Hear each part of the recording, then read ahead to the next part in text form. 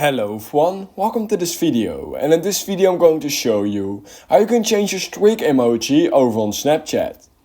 So basically when you open Snapchat and you can head over to your friends list just like this, you will notice it basically has a streak emoji. Basically currently I have a streak of about 40 with that fire emoji next to it.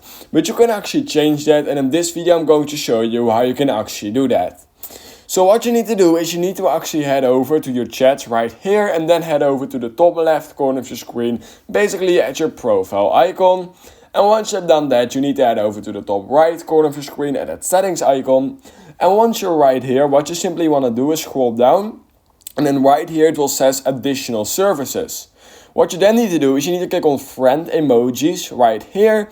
Scroll a bit down till you find Snap Streak, and then right here you will literally be able to change to any emoji. So yeah, let me just quickly choose an emoji, doesn't really matter. Let me change it to this apple. I just select that, and when I right now go back to my friends list, just like this, you will notice that my streaks are now basically set from fire to an apple, as you guys can see. And you can literally do that with any emoji.